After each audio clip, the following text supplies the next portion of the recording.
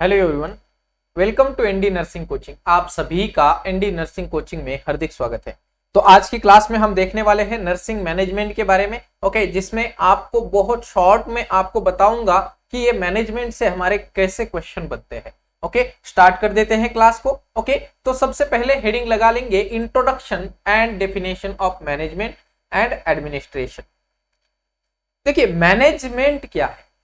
तो ऐसा मैनेजमेंट कब कहते हैं हम कि ऐसा कोई भी एक पर्टिकुलर काम अगर है तो उस काम को किसी और के द्वारा करवा लेना is called as a management. Manager कभी भी काम खुद नहीं करते हैं। ओके, इस उनके अलग काम होते हैं। ओके, जैसे पॉलिसी फॉर्मेशन करना ये मैनेजर का काम है। ओके, बट वो खुद ऑपरेशनल फंक्शनल वो खुद नहीं होते हैं। So the management can be simply defined as a getting work done by the others is called as a management. Okay, various administration क्या है? तो ये जो मैनेजमेंट में फंक्शनिंग हो रही है। Okay, so administration is a part of management. तो ये जो मैनेजमेंट में फंक्शनिंग हो रही है, जो भी काम हो रहे हैं, जो भी ऑपरेशंस हो रहे हैं, उन ऑपरेशंस को मॉडिफाई मॉनिटर करना या उन ऑपरेशंस को जज करना, ओके, ये हमारी एडमिनिस्ट्रेशन का काम होता है। ओके, तो सबसे हमें टॉप हमारा मैनेजमेंट है, देन एडमिनिस्ट्रेशन आता है। ओके, तो पहले देखते हैं द वर्ड मैनेजमेंट और sorry the word administration is derived from a Latin word which means ad, मतलब एड प्लस मिनिस्टियर। मतलब क्या है कि to look after the people to manage the affair. मतलब कि लोगों के ऊपर, जो एक ऑर्गेनाइजेशन में एम्प्लॉइज है उनके ऊपर सुपरवाइज करना, उनका जो टास्क है उनको मॉनिटर करना, ये हमारी मैनेजमेंट एंड एडमिनिस्ट्रेशन का काम है। Okay, now according to the Luther Gulick, administration has to do with getting things done. Okay, कहा क्या करना है?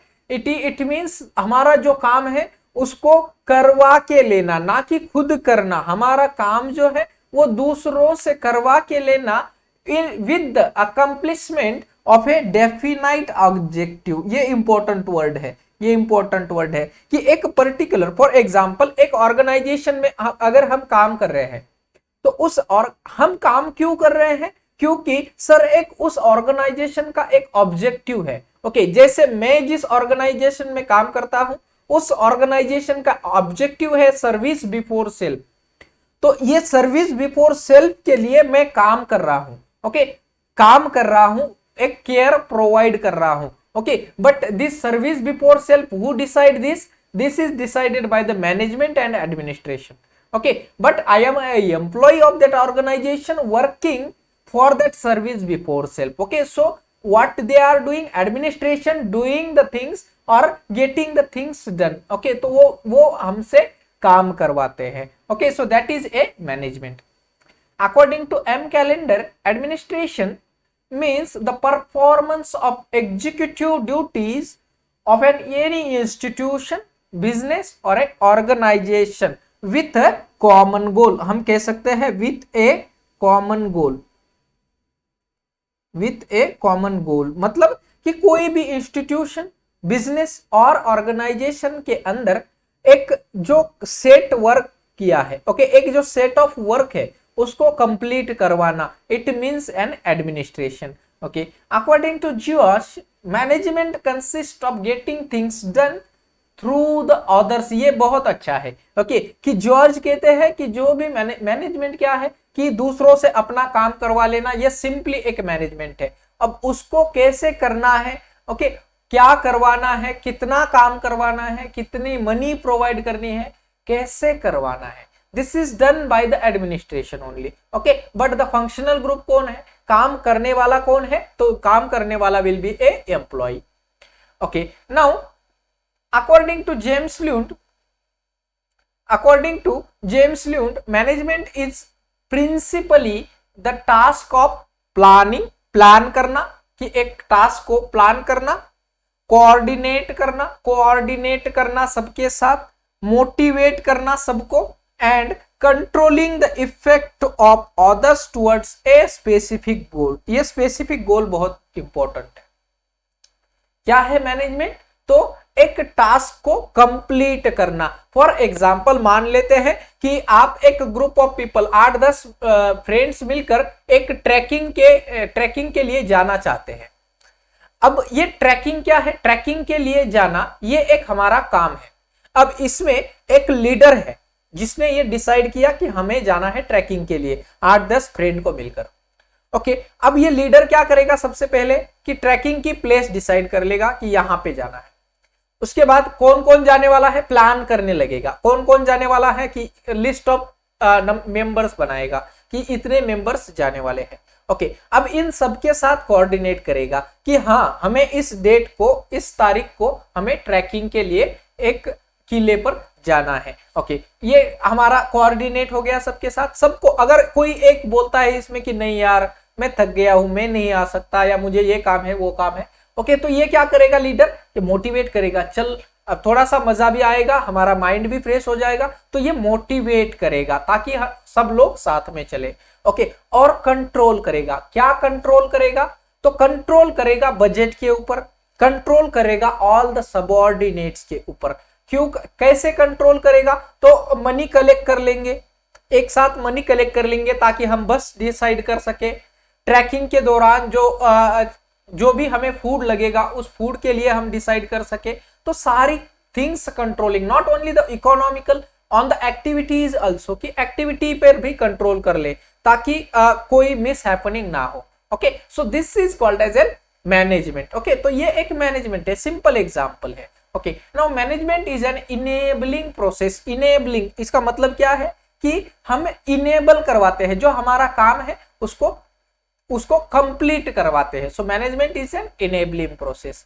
Management it's an art of providing the best possible services to the public and to achieve the maximum result. Best possible services provide करनी है और maximum result output, maximum output हमें चाहिए with minimum effort. ये management का बहुत बड़ा खासियत है कि कम से कम मैन पावर के अंदर ज्यादा से ज्यादा काम करवा लेना। सो this is a quality of management. Okay, so next is A relationship between administration and management. Okay, administration और मैनेजमेंट में क्या डिफरेंस है? तो देखिए एडमिनिस्ट्रेशन क्या करता है? तो एडमिनिस्ट्रेशन हमारे ऑब्जेक्टिव, प्लानिंग और मैनेजमेंट करता है एडमिनिस्ट्रेशन। वेरियस एडमिनिस्ट्रेटिव मैनेजमेंट क्या है? तो it's a functional group. Okay, it's a function involving the formulation of policy. Administration क्या सोचता है कि ये जो एक पॉलिसी बनाई है उसको फंक्शन में कैसे लाना है, तो ये हमारा एडमिनिस्ट्रेटिव मैनेजमेंट करता है। ओके, एडमिनिस्ट्रेटिव मैनेजमेंट करता है। क्लियर है सभी को? Okay, now the management versus administration. Okay, management versus administration का अगर कंपेयर किए तो administration it's a higher level function and management it's a lower level function. मतलब क्या है कि जो मैनेजमेंट एडमिनिस्ट्रेशन है वो डिसाइड करेगा कि हमें क्या करना है, वेरियस मैनेजमेंट क्या करेगा? जो पॉलिसी और ऑब्जेक्टिव्स बनाए हैं उस पॉलिसीज और ऑब्जेक्टिव्स को वो कैसे कंप्लीट हो पाएंगे उसके ऊपर फोकस करेंगे। क्लियर सबको? क्लियर है? Okay, now management it's a broad term. क्या है मैनेजमेंट? एक बड़ी टर्म है which includes an administrative task. Management executes and implement the policies and administration take decision or form the policy. Okay, तो management क्या करता है? Management it's a functional group है कि मैनेजमेंट वो सारी एक्टिविटी को कैरी करता है जो एक्टिविटी हमारी एडमिनिस्ट्रेशन ने सेट की है। Management applicable to private sector and administration applicable to the government sector. Okay, कैसे? देखिए मैनेजमेंट के लिए देखिए डायरेक्टली एक फॉर ए ऑर्गेनाइजेशन, अगर प्राइवेट ऑर्गेनाइजेशन है तो वहां पे डायरेक्टली वहां पे एक मेडिकल डायरेक्टर होता है। Okay, which is directly administer the function of the all the hospital. Various in the government setup इसमें क्या है कि एडमिनिस्ट्रेशन की बोर्ड होती है, ओके एक बोर्ड होती है जो कि डिसाइड करती है सारी policies and procedures. Okay so in the private sector only one person is manage all the hospital, their function, their policies, goals, budget, everything is manpower is managed by the one person, that is medical director. Whereas in case of administration in the government hospital में अकेला आदमी इतना बड़ा hospital नहीं संभाल सकते हैं। That is why they have a board or a team which manage, form the policy, manage the power, manage the budget, manage everything. Okay, so this is the simple difference between government and private sector. Okay, whereas now there are 14 principles of management which is given by Henry Fayol. Okay, so this is a Henry Fayol which is given the 14 principles of management. Okay, बहुत important है, इसको समझने के लिए हमें एक एक word को, उस 14 प्रिंसिपल की वर्ड्स को हमें समझना होगा। Okay so please listen carefully and make the notes. Okay so the principle of management.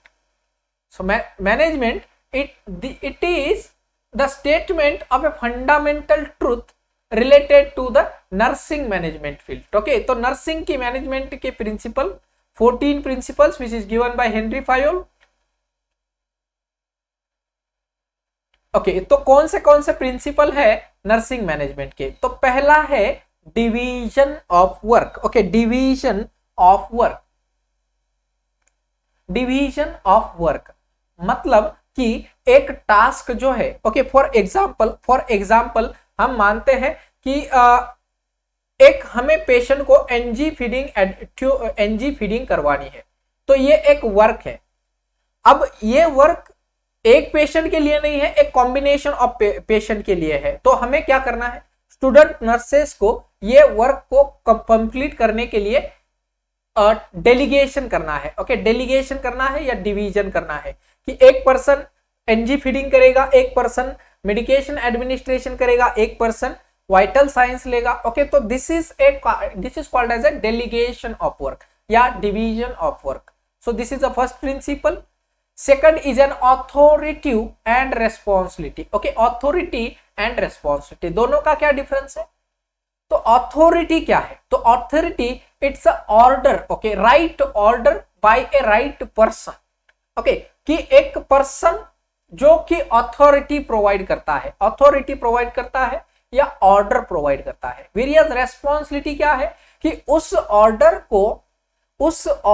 को सही तरीके से कंप्लीट करना, that is called as a responsibility. Okay तो हमारी सुपरवाइजर क्या करेंगे, हमें अथॉरिटी देंगे, ऑर्डर देंगे, उस ऑर्डर को हमें रेस्पॉन्सिबिलिटी से कंप्लीट करना है। Next discipline. ओके कोई भी अगर ऑर्गेनाइजेशन को सक्सेसफुली वर्क करवाना है तो there is an very essential thing is the discipline. अगर डिसिप्लिन नहीं है, your organization is going to be fail. Okay तो डिसिप्लिन बहुत इंपॉर्टेंट है। Next is an unity of command. ये प्राइवेट सेक्टर में थोड़ा सा बहुत इसेंशियल होता है कि यूनिटी ऑफ कमांड होनी चाहिए, कि जो मेडिकल डायरेक्टर बोलेंगे that is only the thing should be done by everyone. Okay एक कमांड होगी, हर कोई एम्प्लॉय को एक ही यूनिफॉर्म डायरेक्शन, यूनिफॉर्म कमांड मिलेगी। ओके ऐसा नहीं है कि आज कोई अलग आ गया, उसने कुछ अलग बताया, दूसरा आ गया, दूसरे ने कुछ अलग बताया, नहीं, there should be an uniformity in the command. Next is an uniformity in the direction. तो one supervisor only give the direction, okay कि इसी तरह से काम करना है या फिर यही पाथवे है। Okay next is an priority to an institutional interest rather than the individual interest. Okay कि हमारी, जैसे मेरी ऑर्गेनाइजेशन का गोल है सर्विस बिफोर सेल्फ। ओके तो मेरी ऑर्गेनाइजेशन की गोल को सबसे इंपॉर्टेंस होगा देन मी। ओके मेरा इंपॉर्टेंस इतना नहीं है, इंपॉर्टेंस है because every employ is important for the organization, because the employ who is giving breath to that organization. Okay कि अगर एम्प्लॉय नहीं है तो ऑर्गेनाइजेशन नॉन ब्रीदेबल, डेड हो जाएगा। Okay so employ are giving breath to the organization. Okay employees are important but why this employees gained or collected together for a particular goal is also supreme or a prime important than a particular employee. Okay, now remuneration मतलब financial or other compensation for service to motivate.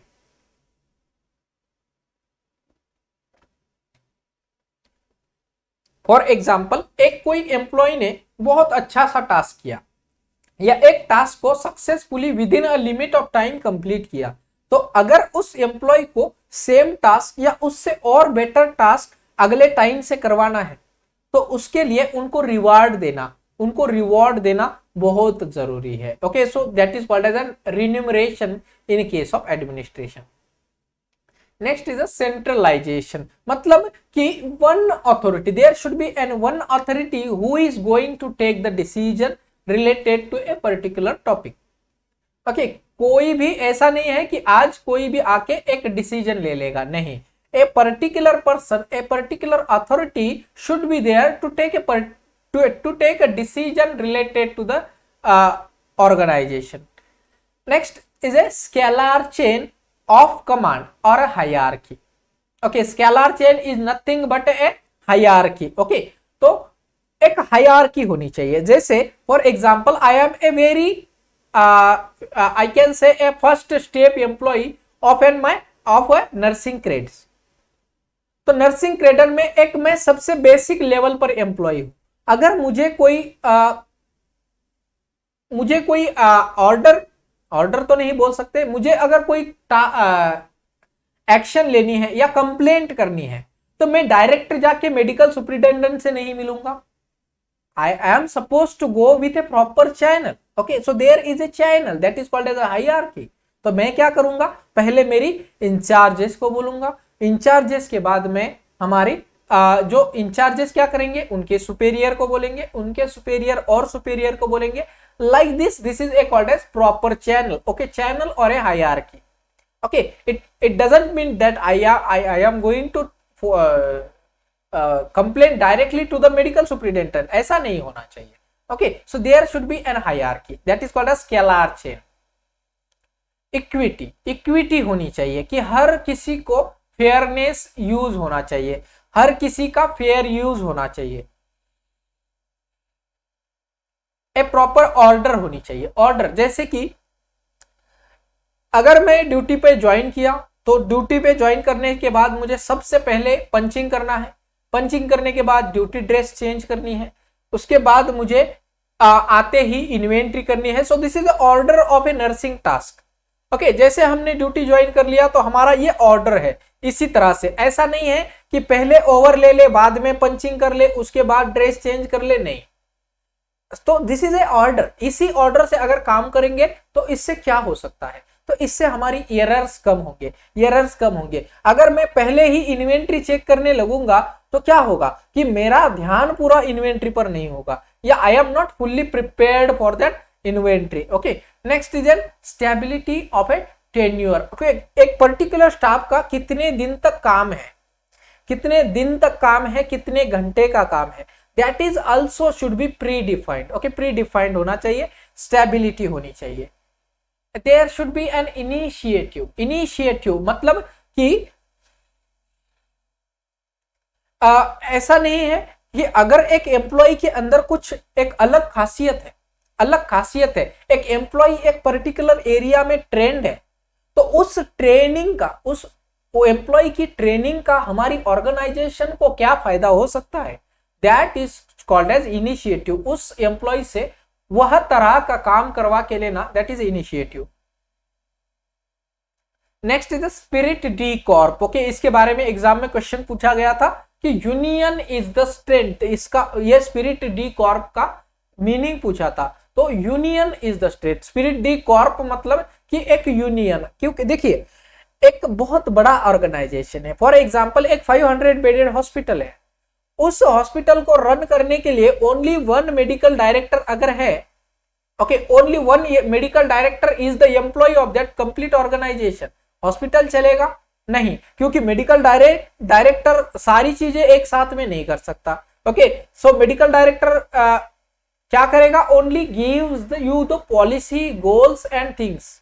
Okay, various the functional group कौन है या काम करने वाला कौन है, तो काम करने वाले एक ग्राउंड लेवल के वर्कर्स जो है वो फंक्शनल ग्रुप है। ओके, क्लियर है सभी को। तो ये ऑर्गेनाइजेशन को कंप्लीट करने के लिए there are group of people comes together to fulfil the organizational goals. Clear? Okay, now we will see the level of administration. Heading लगा लेंगे level of administration.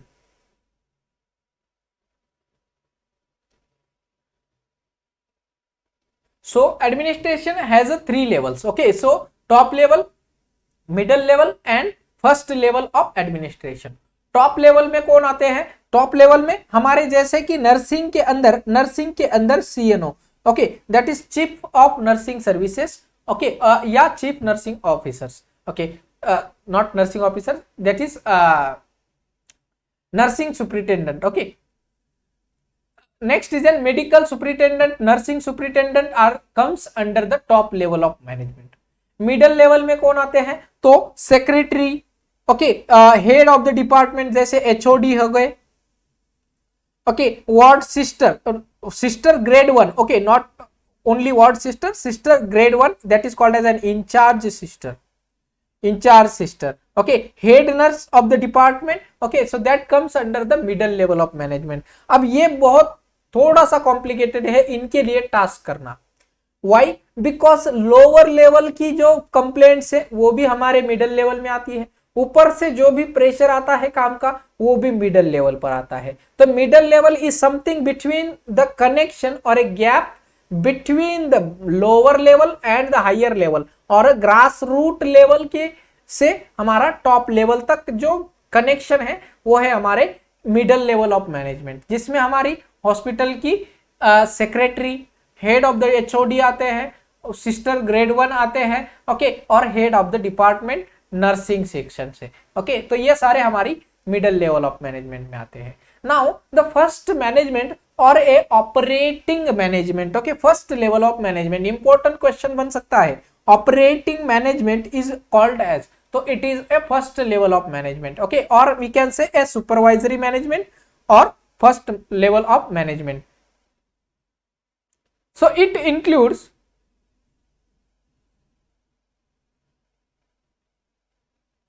nursing staff, nursing grades 2 comes under the first level of management because they are the operational group. Okay, in case of nursing college तो nursing tutor जो है, okay, वो first level of management में। Why? Because nursing tutors are directly connected with the student. Okay, various principal is not comes under the first level of management. In case of nursing college, principal comes under your first top level of management. Okay, top level of management में आएगा। Various a professor or a vice principal comes under your second or a middle level of management. Clear है सभी को? Because they don't have direct contact with the nursing students. Okay. Now next is a function of management. Okay, management का क्या administration, तो administration का क्या काम है, तो हमने देखा था कि administration according to the Luther Gulick, the who is the father of management, who coined the acronyms that is called as a POSDCORB. Okay, POSDCORB, okay, so that what is mean by POSDCORB, so it is a functional management, function of management. इन्होंने function of management के लिए एक acronyms बनाया था, पोर्ट्सकॉर्प। Okay, तो इसका मतलब है P for planning, O for organization, staffing, directing, coordinating, controlling, recording and reporting and budgeting. So that is a POSDCORB of the function of management, जो कि given by Luther Gulick, who is the father of management. Clear है? What is the POSDCORB? So that is a planning. Okay, कोई भी for example मान लेते हैं, फिर से हम एग्जांपल लेते हैं, हमारा ट्रैकिंग के लिए जाना है। ओके, सो ट्रैकिंग के लिए हमें पहले प्लान करना होगा, कोई भी टास्क कंप्लीट करने के लिए वो टास्क का प्लानिंग होना चाहिए। ऐसा नहीं है कि कोई भी जैसे हमें ट्रैकिंग के लिए जाना है, सुबह उठ के चले गए ट्रैकिंग पर, नहीं, हमारा जो टास्क है वो कंप्लीट नहीं होगा या हमें प्रॉब्लम्स आ सकते हैं। ओके, तो प्लान करना बहुत जरूरी है। दूसरा ऑर्गेनाइजेशन करना बहुत जरूरी है कि हमारी गाड़ी कहाँ पे आएगी, हमें सबको मिलना कहाँ पे है, जाएंगे कैसे, ओके, और सबको साथ में लेकर जाना है। Okay, next is a staffing, okay, group of people को मैनेज करना, ओके, या फिर ह्यूमन रिसोर्सेस को मैनेजमेंट करना। डायरेक्शन प्रोवाइड करना कि किस तरह से हम उस टास्क को कंप्लीट करने वाले हैं। कोऑर्डिनेशन करना, टॉप और लोअर लेवल में कोऑर्डिनेशन करना कि अगर हमारा जैसे कि फॉर एग्जांपल हम एक जैसे हम हॉस्पिटल के अंदर एक सेंसस जो है वो सबसे टॉप लेवल ऑफ मैनेजमेंट को बताते हैं। Why? Because we are coordinating that our hospital is getting this much of the patients in the last night. Okay, so last 24 hours में हमारे हॉस्पिटल में इतने सारे हॉस्पिटल में इतने एडमिशन हुए थे, इतने ओपीडी पेशेंट थे, इतने पेशेंट का ऑपरेशन हुआ है, इतने पेशेंट आईसीयू में है, इतने पेशेंट वार्ड में है, कितने स्टाफ है, कितने स्टाफ अब्सेंट थे, कितने स्टाफ लीव पे थे। So this is called as a coordination, ताकि जो टॉप लेवल ऑफ मैनेजमेंट है इनको ये बस पता, डायरेक्टली बातें पता चलेगी, इनको पूछने की जरूरत नहीं है या फिर इनको खुद चेक करने की जरूरत नहीं है। Okay, so it is a called as coordination. और वी कैन से अगर एक डिपार्टमेंट, हॉस्पिटल का डिपार्टमेंट बहुत अच्छा काम कर रहा है, ओके, तो उस अच्छे काम को एक लो काम करने वाला डिपार्टमेंट अगर कोऑर्डिनेट कर ले कि हमें भी आप सिखा दो कि हम कैसे एक अच्छा लेवल या अच्छा स्टैंडर्ड मेंटेन कर सके, तो this is called as a coordination between the two groups. Okay, now there is an recording and reporting which is very essential for an health care institution. क्यों? कि अगर आपने कुछ रिकॉर्ड या रिपोर्ट नहीं किया या डॉक्यूमेंट नहीं किया, it means you have not done that work. अगर आपने नहीं लिखा है इसका मतलब आपने काम नहीं किया है। ओके, काम किया है तो लिखना होगा, नहीं किया, नहीं लिखा तो नहीं किया। ओके, सिंपल है। तो that is why recording and reporting very essential. Okay, and the last thing is the budgeting which is very important for a private organization. क्योंकि बजटिंग के ऊपर, क्योंकि देखिए अगर एक ऑर्गेनाइजेशन को रन करना है तो रन करने का एक पर्पस भी होता है टू अर्न द मनी। अगर ऑर्गेनाइजेशन को मनी नहीं मिल रहा है तो why this organization will function. Okay, so budgeting is also important. Okay, तो पहले देखेंगे एक एक करके, हम सारी फंक्शन सीखेंगे। First one is your planning.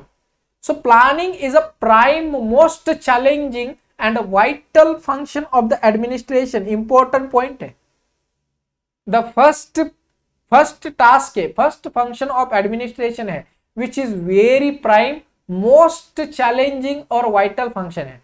अगर प्लानिंग में चूक गए तो अपना पूरा काम फंस सकता है। Okay, so planning is most important. It involve the decision in advance. Okay, so decision taking in advance, like what to do, when to do, how to do and who will do। okay, next is the planning is also called as a conductor। okay, a conductor or a band master of the administration। okay, अगर एक band team है, okay, एक musical team है, अगर उसका master proper नहीं है तो म्यूजिकल टीम प्रॉपर फंक्शन नहीं कर पाएगी। okay, so that is why the management is called as a, or a planning is called as a conductor or a band master of a administration।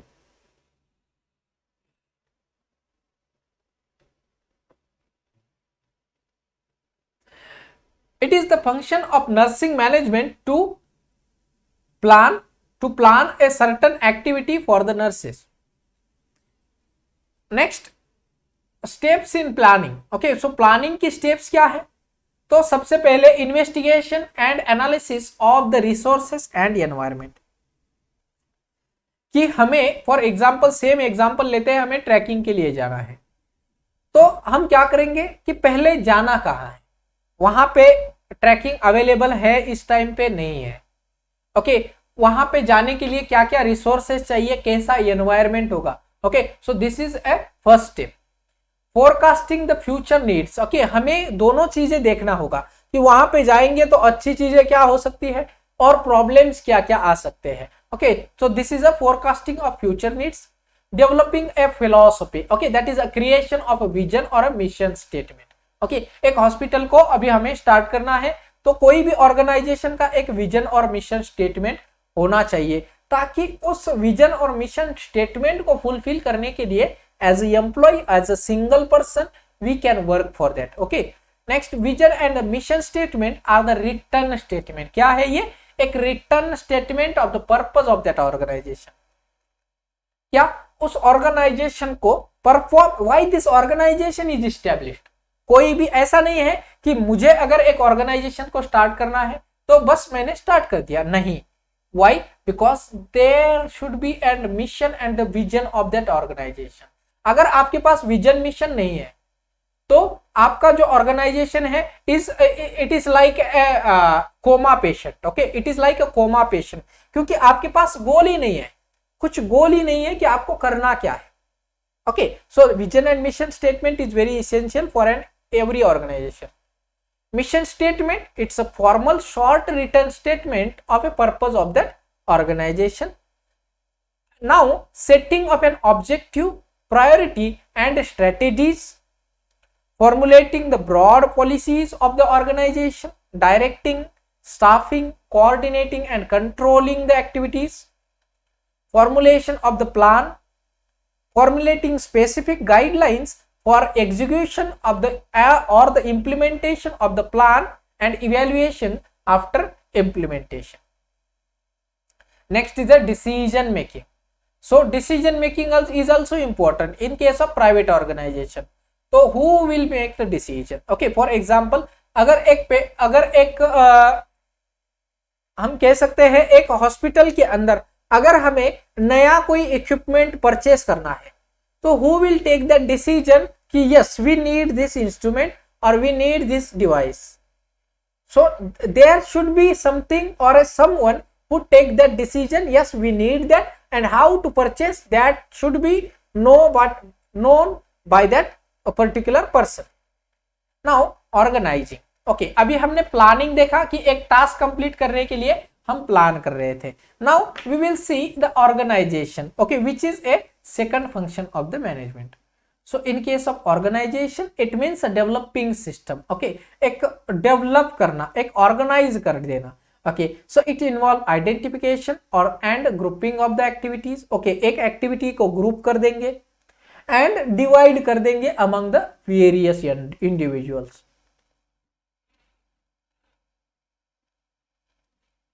It is also decide authority, कौन होगा authoritative person, कौन होगा, responsibility किसकी होगी, accountable कौन होगा for a particular task. Okay, so that is important for the organization. Now next is the staffing. कोई भी काम करने के लिए हमें ब्रीदिंग की जरूरत है. ब्रीदिंग मतलब एक ऑर्गेनाइजेशन में हमारा employee is a breathing. Okay so staffing की बहुत जरूरत है. So staffing is a process of recruitment करना एक पर्टिकुलर पर्सन को, एक not I can not say particular, it means we can say not particular, we can say like a proper or a qualified person. Okay, qualified person को select कर लेना, place कर लेना, उनको उनकी ट्रेनिंग प्रोवाइड कर देना एंड स्टाफ डेवलपमेंट करवाना. Okay so this is called as a staffing process. उनको प्रमोशन प्रोवाइड करना, ट्रांसफर करना, रिवॉर्ड प्रोवाइड करना और पनिशमेंट प्रोवाइड करना. So this is everything is essential in case of staffing. Now next is then directing which is a fourth function of the management. Direction provide करना. So directing include those activities which are related to guiding and supervising the subordinates. Okay, कि एक direction provide किया जाता है.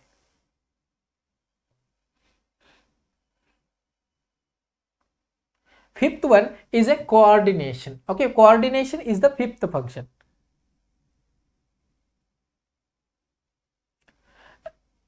Coordination meaning of working together. Okay, so together काम करना. Okay, because एक organization, पूरा organization एक single employee cannot control, so it's a group activity.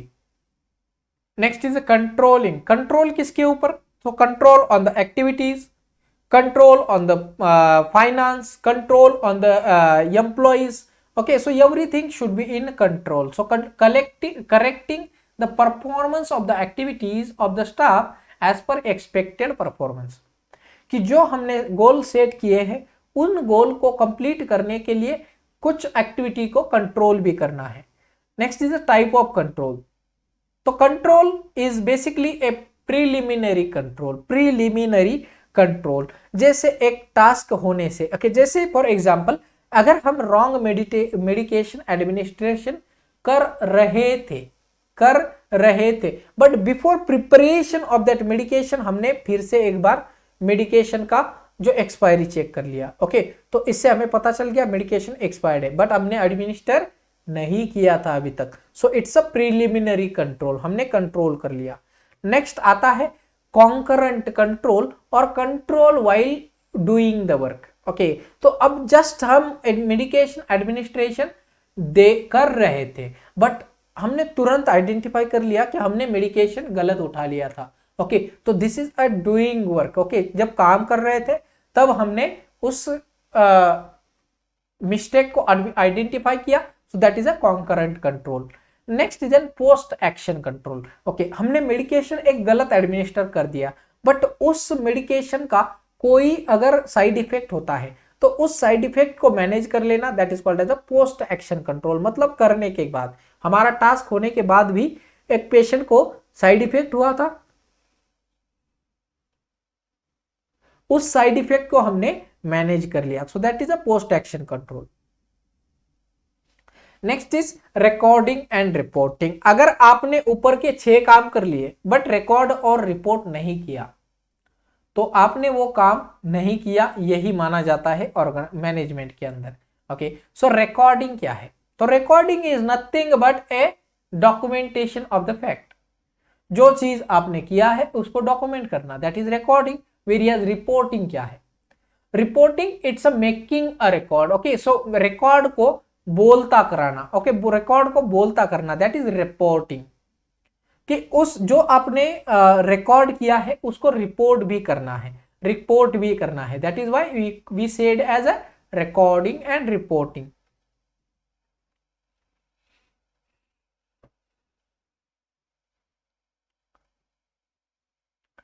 Report writing, it's a process through which a superior remain informed about the work of the inferiors. कि आपने जो काम किया है अगर उस काम का आपके पास क्लियर डॉक्यूमेंटेशन है तो ये एक, और उस डॉक्यूमेंटेशन को आपने हायर अथॉरिटी को प्रॉपर तरीके से सबमिट कर दिया तो क्या होगा? हायर अथॉरिटी कॉन्फिडेंट होगी कि यह काम टास्क कंप्लीट हो चुका है. क्लियर है? ओके, नाउ बजटिंग बहुत इसेंशियल है, बजटिंग करवाना. Okay, because we need a proper budget, okay, of an organization. So this is we perform planning, accounting and controlling on a financial resources. कि जो भी फाइनेंशियल रिसोर्सेस है, for example एक organisation का budget अगर 1 करोड़ है तो अगर उसका खर्चा ही 1.2 अगर हो गया crore, then this organization is in loss. Okay, तो लॉस में जा रहा है ऑर्गेनाइजेशन, तो इससे वो फंक्शनल नहीं हो पाएगा. तो फाइनेंशियल बजट प्लान होना चाहिए. ओके, क्लियर है सबको क्लियर है? तो हमने पॉडकास्ट देख लिया. ओके, पॉडकॉर्प देख लिया. नाउ नेक्स्ट हेडिंग लगा लेंगे सब लोग, skills of administration.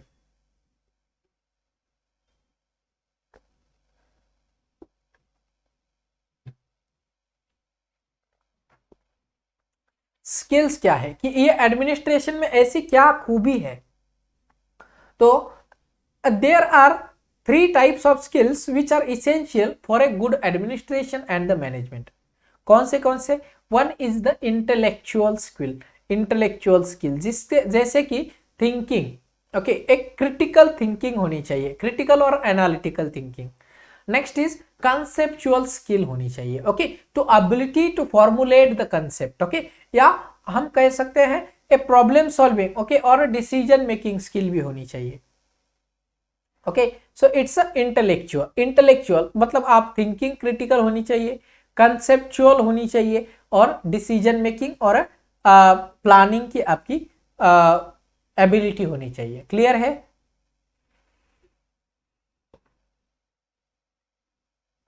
Next is an human skill. Okay, it includes the effective communication, मतलब कि एज ए ह्यूमन बीइंग हम सबके साथ कम्युनिकेट करते आना चाहिए, हमारा आईपीआर अच्छा होना चाहिए, हमारे अंदर एम्पैथी होनी चाहिए। ओके, एम्पैथी होनी चाहिए कि अलग अदर्स की फीलिंग भी हमें समझ में आनी चाहिए। ओके, हमें बिहेवियर अच्छा होना चाहिए, पर्सनैलिटी अच्छी होनी चाहिए। Okay, which makes a difference as a administrator. And the third skill is a technical skill, okay, which related to the dexterity, professional skill or expertise, or okay, so this is a technical skill। okay, for example अगर आपके पास technical skill है medication administration का, so you are a good administrator for the medication। Now okay, तो skill of management सबको समझ में आ गया। 3 skill of administration थी। ओके, इंटेलेक्चुअल, ह्यूमन बीइंग के, और हमारा थर्ड था डिसीजन में, थर्ड था हमारा टेक्निकल स्किल। ओके, क्लियर है सबको? ओके, नाउ नेक्स्ट हेडिंग लगा लेंगे एक्रेडिटेशन। एक्रेडिटेशन, अब एक हॉस्पिटल में जब आप जॉब चूज करते हो, एक हॉस्पिटल के या एक ऑर्गेनाइजेशन को जब आप ज्वाइन करते हो, तो हम सबसे पहले क्या देखते हैं कि उस ऑर्गेनाइजेशन में काम करने के बाद money is not a first concern. The first concern is how I am going to get the benefit from this organization. Okay, in case of finance, in case of my personal development. Okay, कि मेरी personal development कैसे होगी। Okay, अब कुछ organisation ऐसे होते हैं जो कि एम्प्लॉय की डेवलपमेंट के ऊपर कभी भी काम नहीं करते हैं। Okay, and that is why there are the agencies who set a standard. Okay, and it included the employee development also. Okay, तो एक ऑर्गेनाइजेशन ने एक सेट ऑफ स्टैंडर्ड कर दिए ताकि पूरे भारत भर में या पूरी दुनिया के अंदर अगर एक हॉस्पिटल को रन करना है तो इन स्टैंडर्ड को फॉलो करना होगा। इसका मतलब कि एक नया एम्प्लॉय आया तो वो भी उसी स्टैंडर्ड पे काम करेगा, या एक एम्प्लॉय जो है वो पूरी उसने जिंदगी अपने काम पर लगा दी लेकिन वह भी एक ही सेट ऑफ स्टैंडर्ड में। जैसे कि मेडिकेशन एडमिनिस्टर करना, चाहे वो न्यू स्टूडेंट हो या वो कोई भी एम्प्लॉय हो, उनको मेडिकेशन की राइट्स को फॉलो करना ये एक सेट ऑफ स्टैंडर्ड है। ओके, ऐसे ही एक्रेडिटेशन इट मींस जो हमने ऑर्गेनाइजेशन में स्टैंडर्ड सेट किए हैं उन स्टैंडर्ड को चेक करना is nothing but an accreditation. Okay, कि आपने एक ऑर्गेनाइजेशन स्टार्ट किया है, उसके जो स्टैंडर्ड्स है, ओके, उन स्टैंडर्ड पर आप काम कर रहे हो या नहीं कर रहे हो। ओके, देखिए एडमिनिस्ट्रेशन और मैनेजमेंट में कभी भी बायस नहीं होता है, कभी भी नहीं होता है। सिंपल है, आपने किया या नहीं किया, ये दो ही आंसर होते हैं। ओके, उसके बीच में कुछ भी नहीं होता है, आपने किया या नहीं किया, यही सिंपल है। Okay, so accreditation it is a formal procedure used to determine the competence of services provided by an organization, कि आप कितने कंपिटेंट हो। So a definition of an accreditation, it means it is a self-assessment or an external peer assessment process used by a healthcare organization to accurately assess their level of performance in relation to the established standard। Okay, जो standard establish किए थे उसको, उन standards को हमें check करना है। Accreditation, it's a formal recognition by an impartial body which can be a government or a non-government body that an educational or a healthcare institution has met the established quality benchmarks। Okay, तो जैसे NABH के अंदर एक benchmark है कि आपकी staff development programme होना चाहिए। अब स्टाफ डेवलपमेंट प्रोग्राम NABH के लिए बहुत इसेंशियल है, तो स्टाफ डेवलपमेंट प्रोग्राम के लिए अभी अगर हॉस्पिटल को एनएबीएच चाहिए तो स्टाफ डेवलपमेंट प्रोग्राम होना चाहिए, तो हॉस्पिटल को कुछ भी करके स्टाफ की डेवलपमेंट के ऊपर सोचना होगा। दूसरा, एक फॉर एग्जांपल अगर एक आपको एनएबीएच करवाना है, अगर एनएबीएच करवाना है तो आपके पास क्वालिटी इंडिकेटर होने चाहिए, एक हॉस्पिटल के क्वालिटी इंडिकेटर होने चाहिए।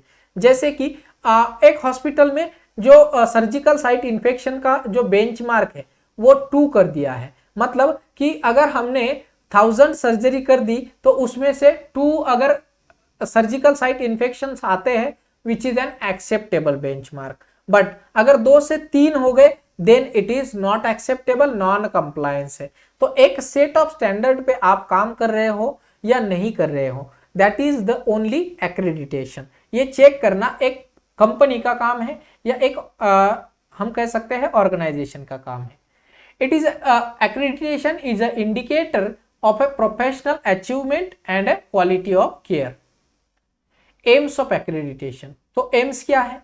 To increase the capability of an organization and to prevent and control the errors, to maintain the minimum standard को maintain करना, to increase the efficiency for the delivery of services like nursing services, efficiency बढ़ानी है, okay, अच्छे से हम care provide कर सके, to enhance the cooperation and coordination among the staff members like nursing staff. Okay, so these are the aims of the accreditation.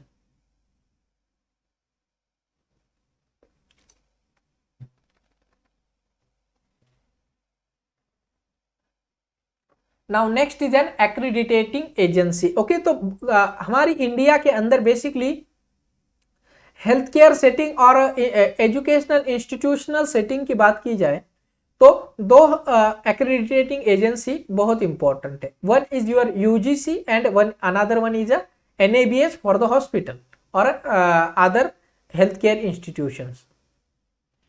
तो पहले देखते हैं नेक, ओके, और UGC. Okay, so national assessment and accreditation council which is it is an autonomous institute established by the UGC in 1994 for the audit and accreditation for an educational institute।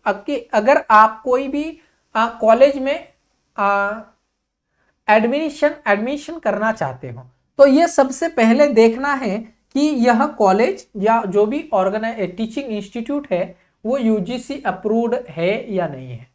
Okay, that is university grant commission. Okay, अब इन्होंने क्या किया है कि एक set of standard बना दिए हैं एक यूनिवर्सिटी के लिए कि अगर आपकी ये एक यूनिवर्सिटी है तो उस यूनिवर्सिटी में इस तरह के सेट ऑफ स्टैंडर्ड में काम होना चाहिए, अगर नहीं होता है then your grant will be removed. Okay, next is a national accreditation, that is NABH। NABH is for the hospital and health care providers.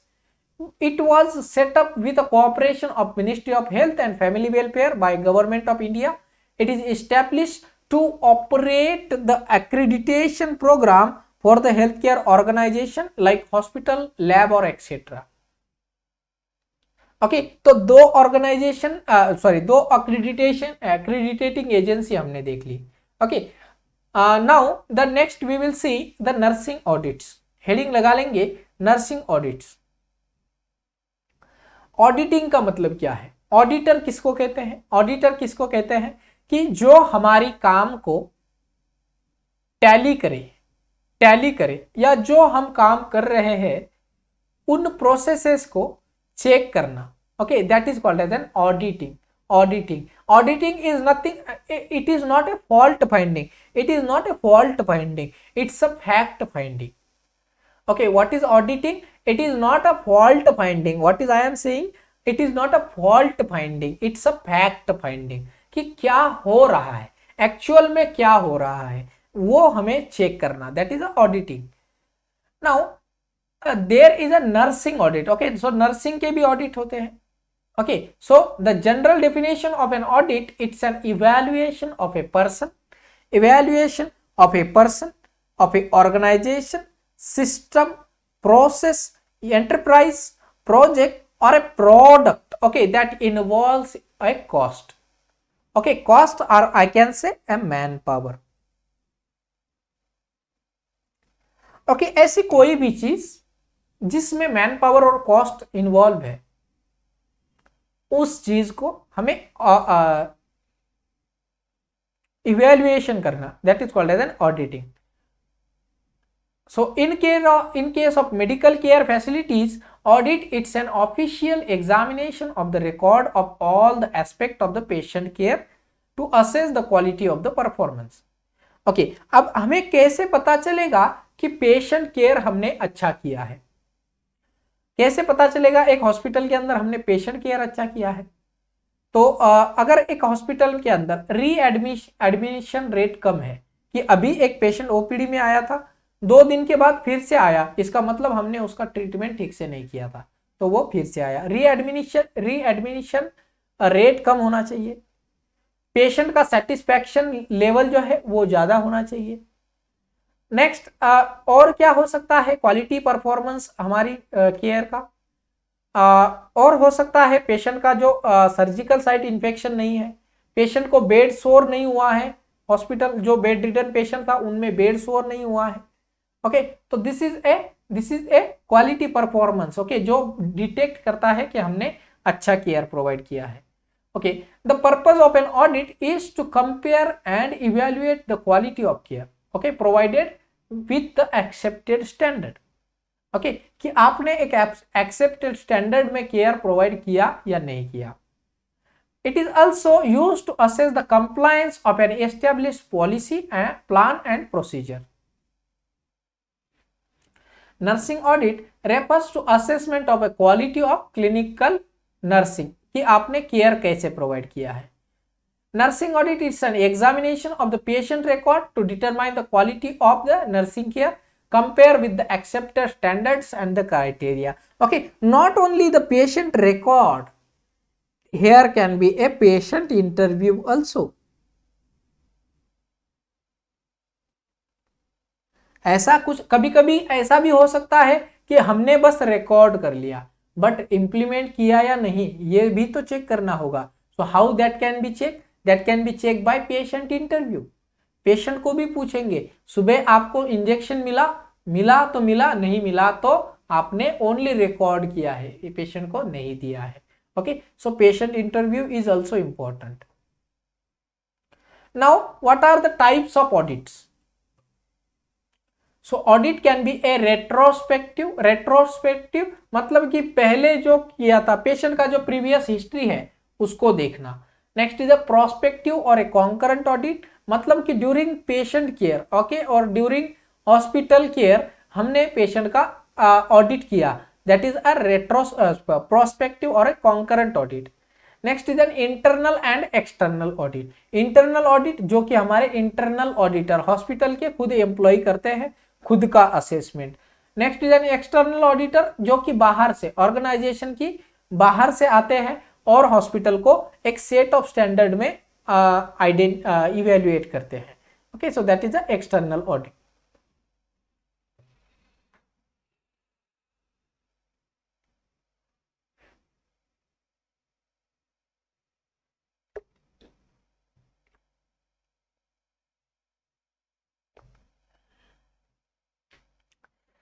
Next heading लगा लेंगे कंसेप्ट और a fundamental of an organization. Organization क्या है? अभी एक organisation जिसमें एक group of people एक साथ में आते हैं और उस ऑर्गेनाइजेशन का जो मिशन स्टेटमेंट है या ऑब्जेक्टिव्स है या गोल्स है, उस गोल्स को पूरा करने में लग जाते हैं. ओके, तो ऐसा नहीं होना चाहिए कि मैं एक ऑर्गेनाइजेशन में काम कर रहा हूं, इसका मतलब सुबह उठ गया, बैग पैक कर लिया, ऑफिस चला गया, ऑफिस से घर आ गए. क्यों जा रहे हैं, किस लिए जा रहे हैं, मेरा क्या इंपॉर्टेंस है, मैं उस ऑर्गेनाइजेशन के लिए और क्या बेटर कर सकता हूं, ये चीजें माइंड में होनी बहुत जरूरी है. तभी जाके हम उस ऑर्गेनाइजेशन के लिए बहुत या फिर अच्छा काम कर सकते हैं और हमारा पर्सनल ग्रोथ भी इससे हो सकता है. ओके, सो इफ देखिए एक मैं मेरा पर्सनल एक्सपीरियंस बताता हूं. जब मैं इन्फेक्शन कंट्रोल डिपार्टमेंट में काम करता था तो एक एचओडी ने मुझे बताया था कि देखिए बच्चा, कि अगर आप कोई काम उसको बोझ समझकर करते हो, उसको बोझ समझकर अगर करते हो तो वो काम आपके ऊपर बोझ है। तो इसका मतलब कि आज मैं काम कर रहा हूं तो बोझ, कल करूंगा तो बोझ, परसों करूंगा तो बोझ, तो ये बोझ का ब्याज मेरे ऊपर बढ़ते जाएगा। लेकिन अगर उस ऑर्गेनाइजेशन में उस काम को अगर मैं एक आई कैन से एक मौका समझ के अगर काम करो कि दिस इज ए मौका for me to give my best और to show my best performance, okay, तो इससे क्या होगा कि अभी आपने बेस्ट किया, नेक्स्ट अभी आपने गुड किया, नेक्स्ट बेटर करोगे और बेस्ट करोगे और एक्सट्रीम बेस्ट करोगे और आप एक बहुत अच्छा एम्प्लॉय बन जाओगे। तो काम को अगर बोझ समझते हो तो बोझ ही रहेगा, काम को अगर आप मौका समझते हो, एक आपको अपॉर्चुनिटी समझते हो, देन इट्स अपॉर्चुनिटी और and you will do a better, but better from last one, okay. तो दैट इज वाई वहां से मुझे समझ में आता है कि अगर कोई भी काम करना है तो उसको बोझ नहीं समझना, ओके, क्लियर है। जैसे अभी से अभी हम क्या कर रहे हैं, बहुत पहले से तैयारी कर रहे हैं, किस लिए कि मुझे नॉर्सेट को पार करना है या मुझे एक गवर्नमेंट नर्सिंग एग्जाम को पास करना है। बट ऐसा नहीं है, अगर आपका माइंड सेट ये है कि मैं 1 महीने पहले कर लूंगा, ओके, बट महीने पहले क्या होगा, आपके ऊपर ये काम बोझ लगने लगेगा। तो इससे क्या होगा, आप उस काम को बोझ समझकर करोगे तो सिलेक्शन इम्पॉसिबल हो जाएगा, ओके। बट अगर आप ऐसा सोच के करते हो कि मैं मेरा बेस्ट परफॉर्मेंस इस एग्जाम में दे सकता हूं, ओके, बट ऐसा बोलने से नहीं होगा, इसके लिए आपको दिन रात मेहनत करनी है, तभी जाकर ये टास्क कंप्लीट हो सकता है, ओके, क्लियर है सबको, okay. Now a organization it's a functional group working together for achieving a common objective और a goal. So definition of an organization: organization, it's a group of people who who do the activities are consciously coordinated towards a common objective or a goal. Organization, it's a formal declared pattern of relationship, okay, क्योंकि यहाँ पे group of people काम कर रहे हैं तो ये group of people एक पर्टिकुलर ऑब्जेक्टिव को कंप्लीट करने के लिए आते हैं, okay, so it's a formal group, okay. Now characteristics of an good organization, एक अच्छा ऑर्गेनाइजेशन कैसे हो सकता है, तो there should be a group of people, there should be a common goal और objectives, there should be an division of work, okay, equal division of work, the hierarchy can be a vertical और a horizontal, मतलब vertical मतलब कि top से low level तक, horizontal मतलब among coordination भी होना चाहिए कलीग्स के साथ, there should be a chain of command और ए फ्लो ऑफ अथॉरिटी, मतलब कि अथॉरिटी किसके पास है डिसीजन लेने की, सुपरवाइजर कौन है, रेस्पॉन्सिबिलिटी किसकी है, okay, so that should be A return form में होना चाहिए, ओके। नेक्स्ट ग्रुप डायनामिक्स, जहां पे एक से ज्यादा लोग काम कर रहे हैं, वहां पे एक से ज्यादा माइंड है, एक से ज्यादा हम कह सकते हैं एक से ज्यादा हम कह सकते हैं उसको कि वेज है एक काम को पूरा करने के लिए, कोई बोलेगा कि मैं इस तरह से करूंगा, कोई और बोलेगा अलग तरह से करेंगे, ओके। सो उन सबको ध्यान में रखकर जो टास्क किया जाता है that is called as a group dynamic. एक ग्रुप का डायनामिक क्या है, उस ग्रुप की थिंकिंग, सोच, वैल्यूज, उस ग्रुप के कुछ गोल्स हो सकते हैं, so that is some collectively called as group dynamic. It means a study of interaction between the people, okay, कि हर किसी का माइंड अलग है, तो ये क्या करते हैं, अपनी आइडियाज को एक्सचेंज करते हैं, आइडियाज को एक्सचेंज करते हैं और जो बेस्ट आइडिया है एक टास्क को कंप्लीट करने के लिए उस आइडिया को यूज कर लेते हैं, okay. So group dynamics it is the interaction of the people who share a common class, status or a task or the community. Group dynamic is the study of professional interrelationship among the member of group on a issue like values, need, sentiments, attitude, beliefs and the interest. Okay, इनका अगर एक common होना that forms that idea is form a group dynamic. Next is a free features of the features or the principle of group dynamic or a nursing organization. So a nursing organization following are the special feature of a nursing organization, जैसे कि hierarchy और a scalar process.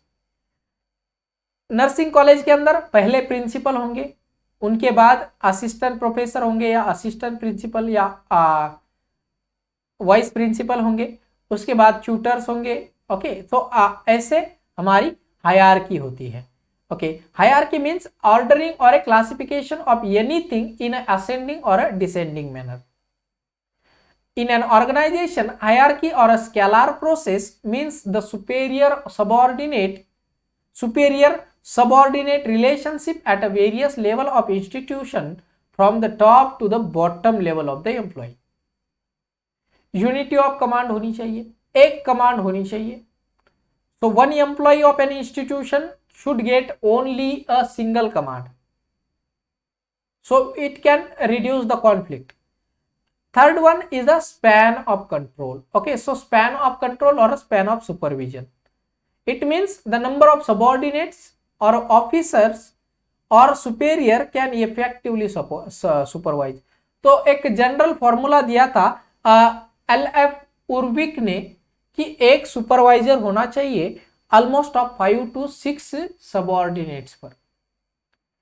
एक supervisor 5 to 6 subordinates पर होना चाहिए. Okay, basically ये theoretical है, practically ऐसा आई थिंक बहुत कम ऑर्गेनाइजेशन में है.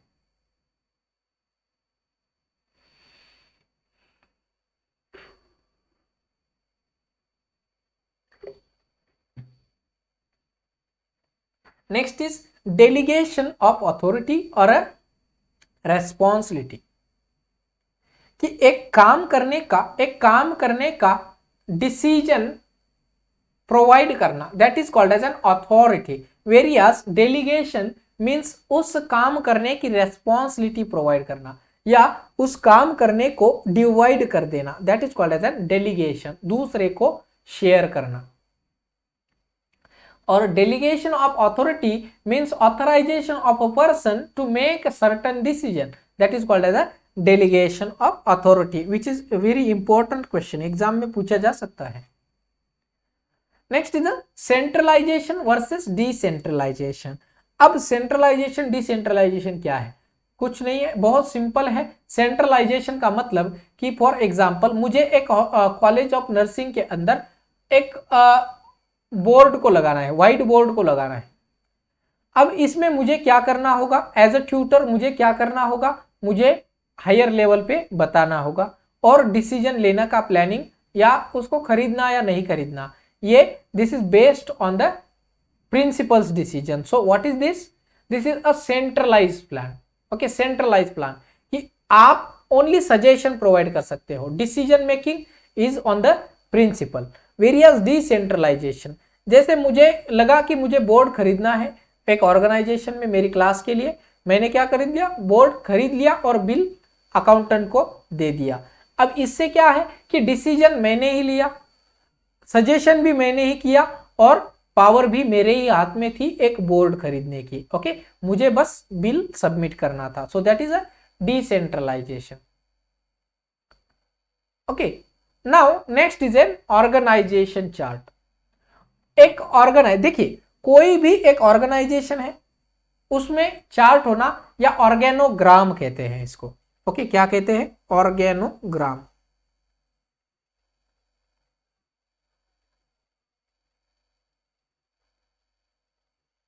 क्या कहते हैं सर? ऑर्गेनोग्राम. मतलब कि उस हॉस्पिटल की हायरार्की कैसे है, सबसे टॉप लेवल पर कौन है, उसके बाद कौन आते हैं, उसके बाद कौन आते हैं. तो for example in case of hospital in the nursing का क्रेडर अगर हॉस्पिटल में देखें तो CNO होते हैं, that is chief nursing officer.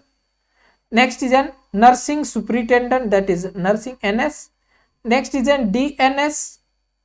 उसके बाद आते हैं ANS, उसके बाद आते हैं सिस्टर इंचार्ज,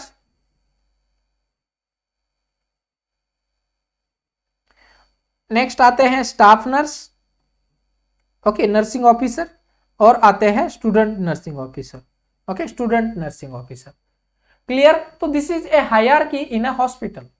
अगर एक स्टूडेंट नर्स को प्रॉब्लम है तो ये पहले हमें बताएंगे, हम इंचार्ज को बताएंगे, इंचार्ज एएनएस को बताएंगे, एएनएस डीएनएस को बताएंगे, डीएनएस नर्सिंग सुपरिटेंडेंट को बताएंगे, nursing superintendent chief of nursing officer जो है वो आपका डिसीजन लेंगे। So he is in a top level, okay, he is in a top level of management.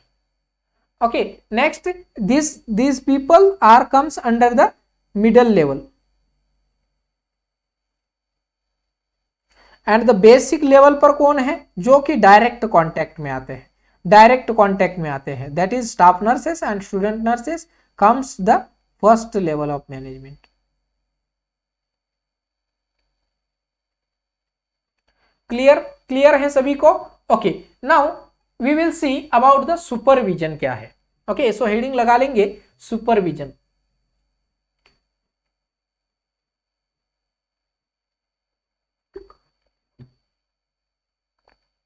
So supervision is nothing but the overseeing. अगर कोई काम कर रहा है उस काम को देखना, ऑब्जर्व करना, एनालाइज करना और रिपोर्ट करना, रिकॉर्ड करना, that is a supervision. So it is nothing but a overseeing of the others work in a teaching learning process which provide a constant observation, monitoring, evaluation and guidance to the subordinate to enable them to perform their activities effectively and efficiently according to the established standard.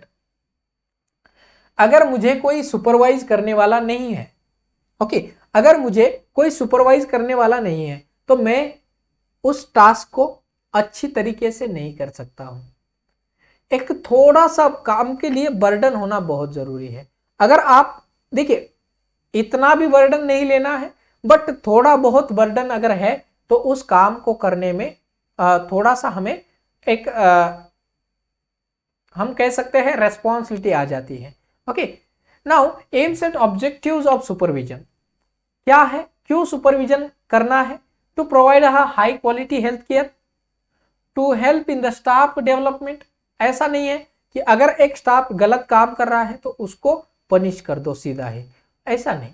हम उस staff को training देंगे, एक बार warning देंगे, दूसरी बार warning देंगे, उसके बाद पनिशमेंट हो सकती है।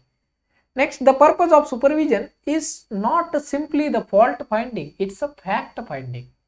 Okay, now the development of the sense of security and confidence to ensure that the work should be accomplished within the expected framework with quality same quality होनी चाहिए। ऐसा नहीं है कि एक फॉर एग्जांपल एक आपने पेशेंट को कैनुला लगाना है तो उस कैनुला लगाने की प्रोसीजर या पॉलिसी जो है वो पहले पेशेंट में जो लगाया था कैनुला प्रोसेस, सेम प्रोसेस अगर आपने 100 पेशेंट को एक साथ लगा दिया तो 100th जो पेशेंट होगा उसमें भी आप same steps of procedure follow करोगे। Okay, that is why the supervision is important. तो ये एक हमारे सुपरवाइजर हैं जिनकी क्वालिटी क्या होनी चाहिए, एक सुपरवाइजर की क्या क्वालिटी होनी चाहिए। So the supervisor should have a thoroughness of knowledge.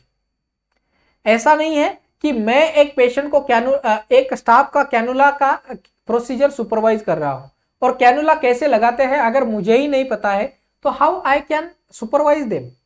Okay, so supervisor should have a thoroughness of knowledge, should have a fairness, okay, a sense of justice होना चाहिए। ओके, इनिशिएटिव होना चाहिए, उसके अंदर कॉन्फिडेंस क्वालिटी होनी चाहिए, करेज होना चाहिए, टैक्ट एंड इंथुजियास्टिक होना चाहिए। ओके, जो कि दूसरों को मोटिवेट कर सके। ओके, गुड इमोशनल कंट्रोल होना चाहिए, personal qualification and a general outlook. Outlook बहुत इंपॉर्टेंट है। ओके, इन केस ऑफ हम कह सकते हैं कोऑपरेट हॉस्पिटल में ये बहुत इंपॉर्टेंट है।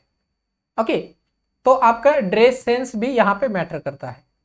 नेक्स्ट है गुड टीचिंग एबिलिटी। ओके, तो गुड टीचिंग एबिलिटी, क्योंकि ही इज अ सुपरवाइजर, अगर मुझे नहीं आता है तो मेरे सुपरवाइजर मुझे सिखाएंगे। अगर उसको पढ़ाना नहीं आता है then how this he can be a supervisor. Okay, he is not only for monitoring you, he is for helping you also। Okay, तो हेल्प करेंगे आपको, ओके, उस काम को अकम्प्लिश करने के लिए। क्लियर है सभी को? क्लियर है? ओके, नाउ नेक्स्ट हेडिंग लगा लेंगे ह्यूमन रिसोर्स मैनेजमेंट और personal management. Human resource management और पर्सनल मैनेजमेंट मतलब कि एक ऑर्गेनाइजेशन में काम करने के लिए जो एम्प्लॉयज की जरूरत है, उन एम्प्लॉयज का number, recruitment, planning, training, staffing, इन सारी चीजों का मैनेजमेंट करना, that is called as a human resource management. तो ह्यूमन रिसोर्स मैनेजमेंट में क्या क्या आता है? तो one is a employee, that is a recruitment. क्या आता है? पहले रिक्रूटमेंट आता है और selection we can say. Next is a training, okay, proper training होनी चाहिए। ओके, नेक्स्ट इज रिवॉर्डिंग होनी चाहिए। ओके, सक्सेस और स्ट्रेटेजिक ऑब्जेक्टिव हर किसी को पता होने चाहिए। Okay, so human resource management it means the body of the employee और officer who will fill the various position of the organization. जैसे एक वैकेंसी आती है तो उसमें आप देखते हो कि मेडिकल ऑफिसर की पोस्ट है, नर्सिंग ऑफिसर की पोस्ट है, ड्राइवर की पोस्ट है, माली की पोस्ट है, कारपेंटर की भी पोस्ट है, टेलर की भी पोस्ट है। ओके, तो जो हर एक ऑर्गेनाइजेशन को रन करने के लिए जो भी एम्प्लॉय जरूरत है, employee is not anyone, a qualifying employee. Okay, एक प्रॉपर क्वालिफाइंग एम्प्लॉय होना चाहिए। So that is the process of human resource management. So personal management, it's a part of general management which deals with the control of use of manpower.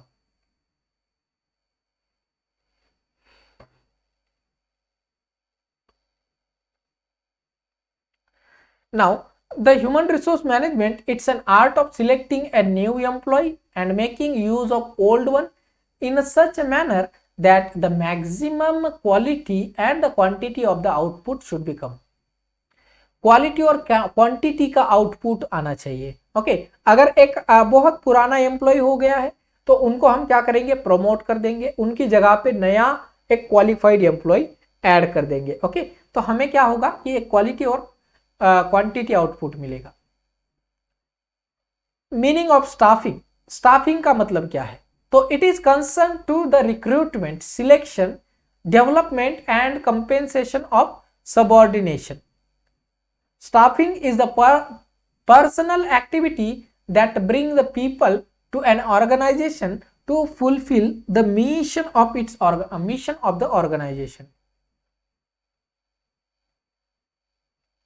Staffing norms क्या है? Okay, तो ये question जरूर पूछते हैं। Okay, staffing norms कि कितने staff होने चाहिए। ये बेसिकली थियोरेटिकली है, प्रैक्टिकली इतना स्टाफ हमें नहीं मिलता है कभी भी।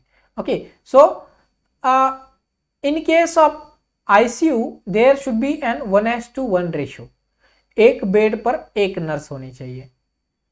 1 staff for the 3 patient in the teaching hospital, मतलब 3 बेड, जनरल वार्ड में 3 बेड पर एक स्टाफ नर्स होनी चाहिए।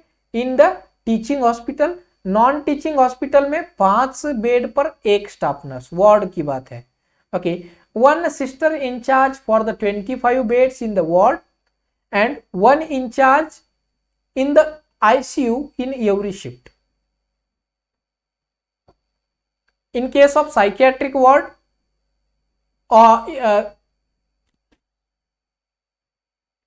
सेम है आपका, साइकियाट्रिक वार्ड में भी आपका 1:3 है वार्ड में teaching hospital, 1:5 in non teaching hospital.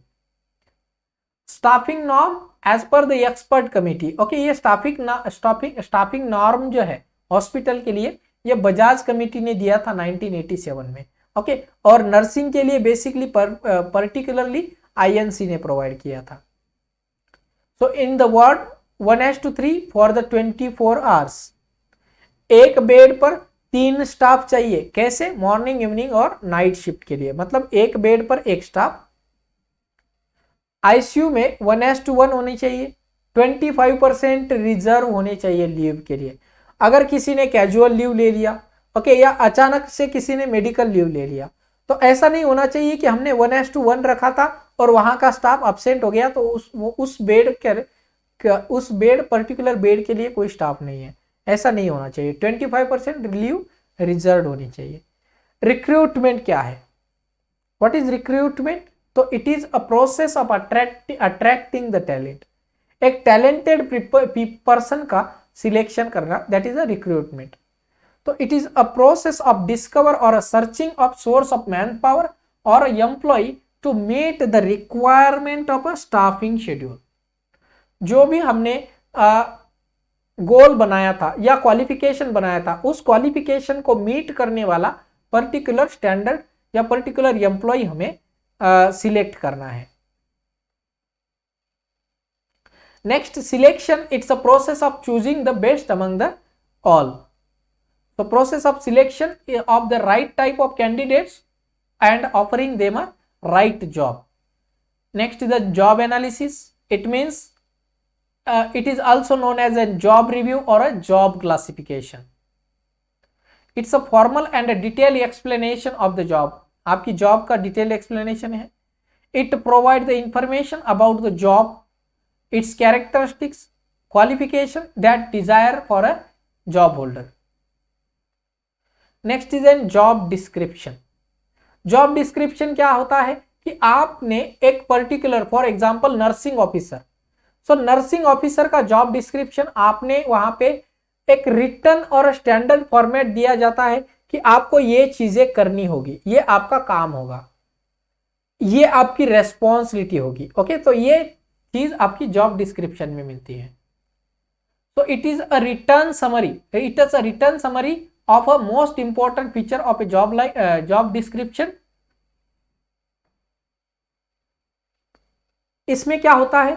आपका जॉब का टाइटल है, लोकेशन है, समरी है, ड्यूटीज और रेस्पॉन्सिबिलिटीज है आपकी जॉब की, वर्किंग एनवायरनमेंट है और वर्क स्टैंडर्ड्स है कि आपको किस स्टैंडर्ड में काम करना है। Next is a job specification. It means a written statement of a qualification, physical and mental trials that an individual must possess a minimum requirement to perform the job duties effectively. Okay, so minimum requirement पर complete करनी चाहिए। जैसे अभी आने वाली नॉर्सेट exam में हमें requirement या हमें हमारा क्वालिफिकेशन और स्पेसिफिकेशन पूछा जाता है कि आप बीएससी नर्सिंग होने चाहिए। अगर जीएनएम नर्सिंग है, कम से कम 1 साल का 100 बेडेड हॉस्पिटल में एक्सपीरियंस होना चाहिए। तो ये एक जॉब स्पेसिफिकेशन है। अगर आप ये मिनिमम क्राइटेरिया मेंटेन नहीं करते हो या फुलफिल नहीं करते हो तो आप उस जॉब के लिए क्वालिफाई नहीं हो सकते। जॉब इवैल्यूएशन, जो आपने काम किया उसका अप्रेजल करवाना, that is called as a job evaluation और a performance appraisal. Okay, now heading लगा लेंगे performance appraisal. So it is a systematic description of an employee's job relevant to the strength and the weakness. आपकी एक individual की strength और weakness क्या क्या है उस पर्टिकुलर जॉब में वो ढूंढना, that is a performance appraisal. So performance appraisal, it is the systematic evaluation of the individual with regards to his or her performance on the job and their potential for the development. Now promotion क्या है? तो promotion हमारा means a change from one job to another that is better in terms of status and responsibility is called as a promotion. Now what is called as a demotion? Demotion, for example एक ANS का अगर in charge की post पे demotion हो गया, इसका मतलब क्या था कि एएनएस की जो स्टेटस और रेस्पॉन्सिबिलिटी थी उसको कम कर दिया गया है और उनको इंचार्ज की पोस्ट पर दिया है, that is called as a demotion. Okay, promotion मतलब हायर लेवल पर आपके स्टेटस और रेस्पॉन्सिबिलिटी को शिफ्ट कर देना। डिमोशन मतलब लोअर लेवल पर शिफ्ट कर देना। क्लियर है सभी को? क्लियर है? ओके, नाउ नेक्स्ट क्लास में हम स्टाफ डेवलपमेंट देखेंगे। ओके, तो आज की क्लास में हमने बेसिक इंट्रोडक्शन देखा, ओके, मैनेजमेंट का, मैनेजमेंट के प्रिंसिपल सीखे, ओके, और मैनेजमेंट की पोर्ट स्कोर प्रोसीजर सीखी है। ओके, सो एक बार क्लास को रिवाइज कर लेना। मोस्ट इंपॉर्टेंट थिंग है मैनेजमेंट को क्वेश्चन सॉल्व करने के लिए आपको वर्ड की मीनिंग समझ में आनी चाहिए। ओके, तो जो जो वर्ड आपको क्लास में डिफिकल्ट लगते हैं उसको लिख लीजिए, उसका मीनिंग आगे लिख लेना। ओके, आप बहुत अच्छे तरीके से इस मैनेजमेंट की एग्जाम को पास कर सकेंगे। क्लियर? अगर आपको सच में क्लास अच्छा लगा हो, ओके, तो कृपया क्लास को लाइक करना, ओके, और अपने फ्रेंड्स के साथ कृपया क्लासेस के बारे में शेयर कर दीजिए, ओके, ताकि हम बहुत सारी स्टूडेंट्स को इसका बेनिफिट प्रोवाइड कर सके। Okay, thank you. Thanks for watching. Don't forget to subscribe ND Nursing Coaching.